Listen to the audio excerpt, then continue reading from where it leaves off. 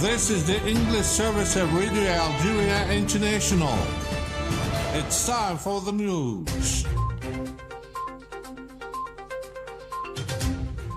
In today's top story, Somalia's president, Mr. Hassan Sheikh Mohammed, has ended an official visit to Algeria, which was crowned by the signature of a number of cooperation agreements. Algeria will host next year the 42nd session of the Council of Arab Ministers of Justice and the meeting of the Executive Bureau of the Council. UN Secretary-General Antonio Guterres has described the ceasefire in place for over a month in the Gaza Strip as fragile and poorly respected by the Israeli occupier.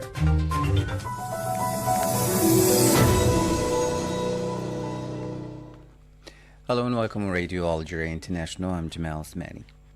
The President of the Republic, Mr. Abdelmajid Tebboune, has sent a message of condolence to his Turkish counterpart, Mr. Recep Tayyip Erdogan, following the death of 20 soldiers in a military plane crash on the Georgian-Azerbaijani border. He expressed great sadness and sorrow about the crash of the Turkish military aircraft and the loss of 20 soldiers. The President of Somalia, Mr. Hassan Sheikh Mohamud, today ended a three-day visit to Algeria at the head of an important delegation. The visit was crowned by the signature of several cooperation agreements between the two countries in various fields. As you followed in our top stories, Algeria will host next year the 42nd session of the Council of Arab Ministers of Justice and the meeting of the Executive Bureau of the Council. The 42nd or the 41st session of the Council of Arab Ministers of Justice, held at the headquarters of the General Secretariat of the Arab League in Cairo, Egypt, with the participation of the Minister of Justice, Mr. Lutfi Boujama. The Arab Ministers of Justice and heads of Arab delegations concluded with a resolution thanking Algeria, represented by the Ministry of Justice, for hosting in November 2026 the 42nd session of the Council of Arab Ministers of Justice and the meeting of the Executive Bureau of the Council. Mr. Boujama highlighted Algeria's proposals at the 41st session of the Council of Arab Ministers of Justice and welcomed Algeria hosting the 42nd session next year to strengthen Arab judicial cooperation.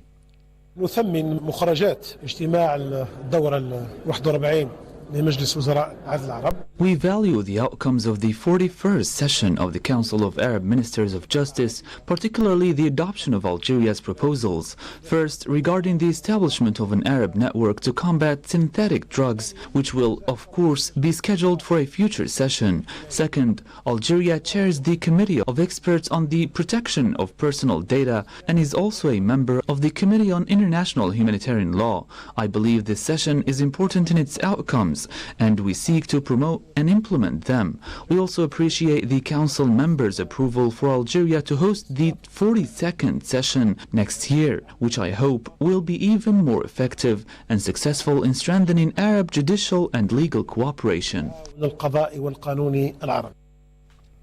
He highlighted the threats facing Arab societies, especially the rise of drugs, and praised Algeria's justice reforms and readiness for continued cooperation to ensure regional security and stability.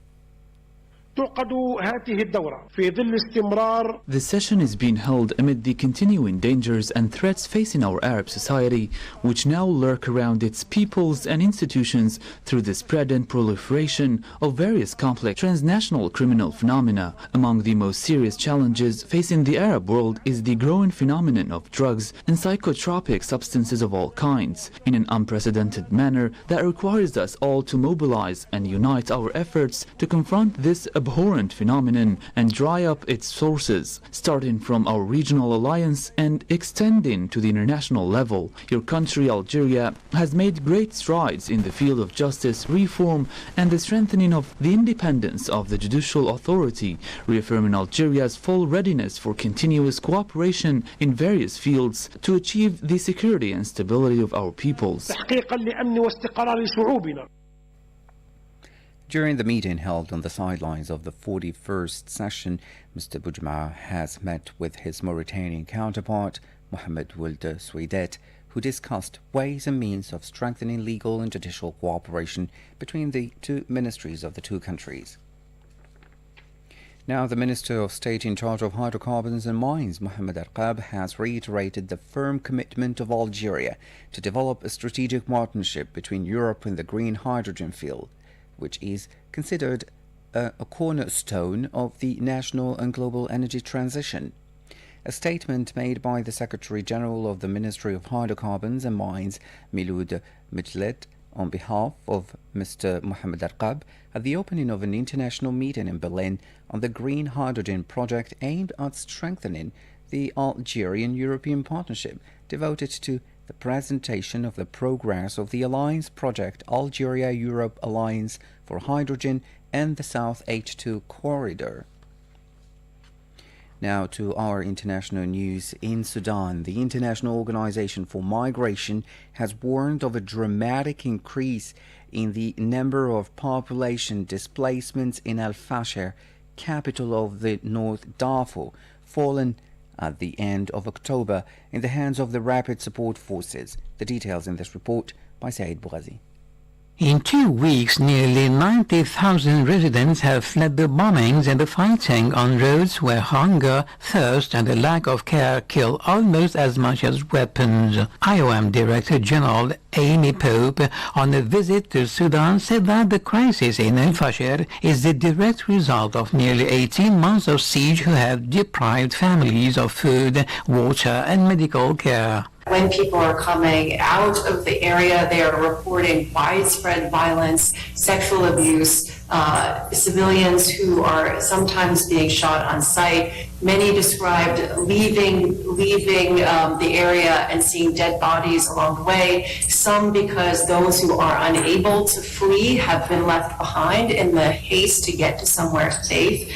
Some because they've been met with violence. The scale of the need is absolutely incredible, but of course it is coinciding at a time when there have been unprecedented humanitarian cuts to humanitarian assistance around the world. And so my purpose in being here is to draw attention to what's happening, to the scale of the need, to the importance of ultimately a peaceful solution, a political solution, but in the meantime to make sure that extremely vulnerable, especially women and children, get the services that they need. Pope warned that without safe access and urgent funding, humanitarian operations are at risk of shutting down just when communities are in the greatest need for help. Still with our African news, the president of South Sudan, Salva Kiir Mayardit, has impeached Vice President Benjamin Bolmel and removed him from his duties within the ruling party, the Sudan People's Liberation Movement, SPLM. Benjamin Bolmel was also demoted from general to a simple soldier within the National Security Service, reported local media, citing the decrees. The decrees also removed Paul Kagame from his position as Secretary General of the SPLM, replaced by Akol Paul Cordet. Now to the Western Sahara issue. The president of the European Conference of Support and Solidarity with the Sahrawi People, UCOCO, and the Belgian Committee of Support for the Sahrawi People, Pierre Gallon, has reiterated his commitment to this exercise by the Sahrawis of their right to self-determination, urging Belgium to place itself on the side of international law. All the UN resolutions are clear. The Sahrawi people have the right to self-determination, he wrote in a letter addressed to the Belgian Minister of Foreign Affairs, Maxime Prévost. More details with Said Bougazi again.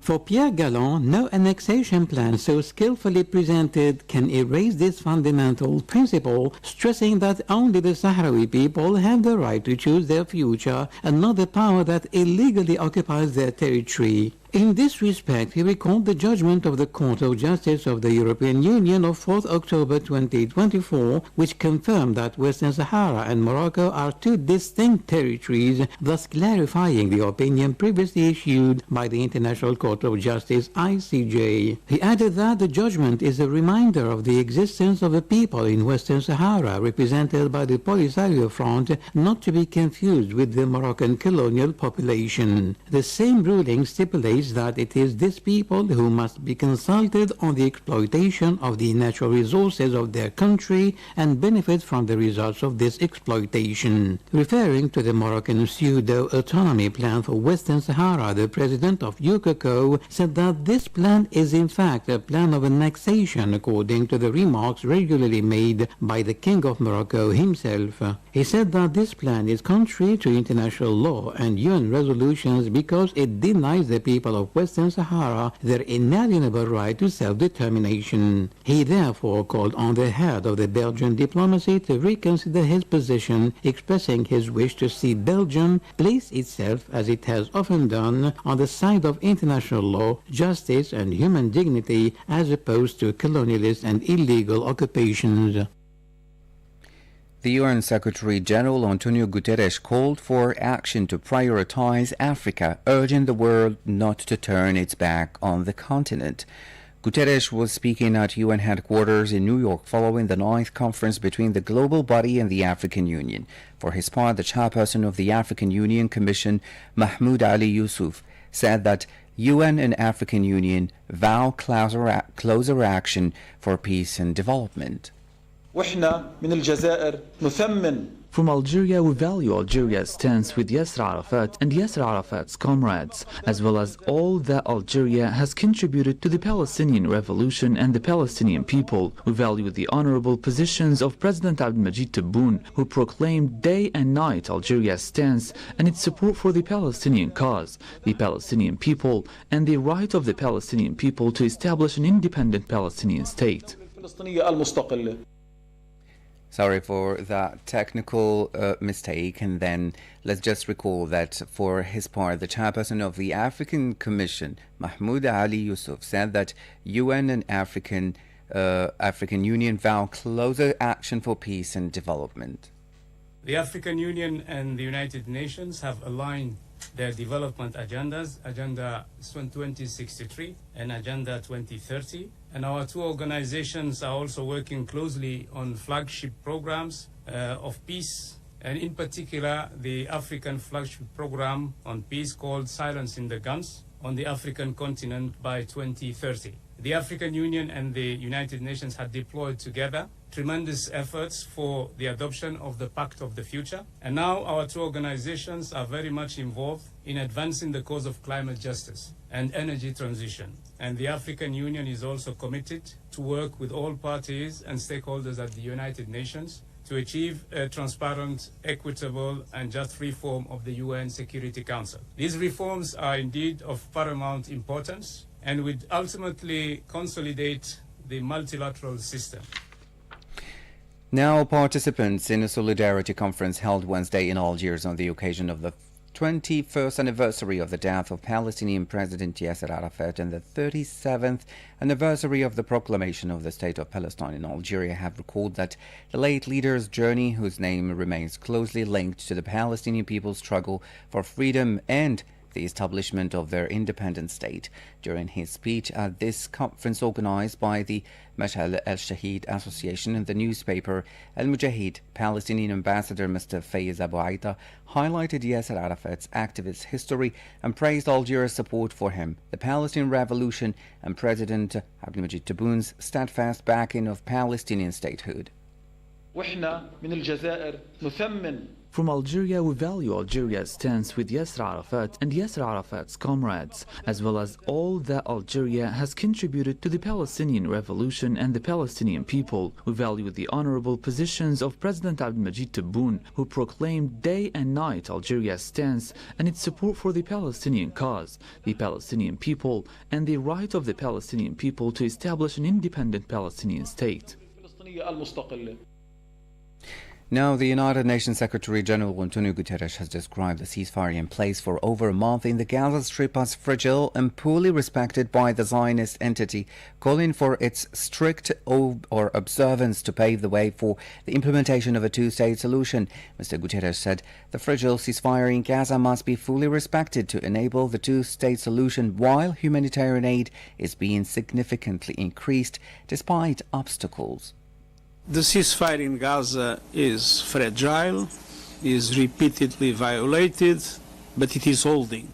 and I strongly appeal for the ceasefire to be fully respected and to pave the way for the negotiations of phase 2, leading to the creation of the conditions for the self-determination of the Palestinian people and the creation of the two-state solutions. We are indeed, at the present moment, substantially increasing, even still with some obstacles and difficulties that are not yet removed, but we are substantially increasing our humanitarian aid in Gaza. That was UN Secretary General Antonio Guterres. More than 1,500 buildings have been destroyed by the Zionist occupation army in the Gaza Strip since the entry into force of the ceasefire agreement on October 10, according to satellite images published on Wednesday. The details with Said Bouazi. Photos show that entire neighborhoods located in areas under the control of the Zionist occupation army beyond the yellow line in the Gaza Strip have been completely razed since October 10th. Prior to the ceasefire agreement, photos of the Abbasan el-Kabira area in Khan Yunis in the south of the Palestinian enclave still showed houses surrounded by gardens, trees and orchards. New satellite imagery taken in Rafah, Jabalia and Gaza City after the ceasefire show a net increase in the number of destroyed buildings and areas reduced to ruins. The actual number of destroyed buildings could be much higher, as some areas are not covered by satellite images. According to the Gaza Media Office, the Zionist occupation army committed 282 violations of the ceasefire, including 12 incursions into residential areas, 124 strikes, and 52 bombing operations targeting civilian buildings, killing 242 Palestinians and wounding more than 620. Since October 2023, the Zionist occupation army has killed more than 69,000 Palestinians, mostly women and children, and wounded more than 170,000 others, making the Gaza Strip uninhabitable, according to the Ministry of Health. You're still listening to Radio Algeria International. Stay tuned.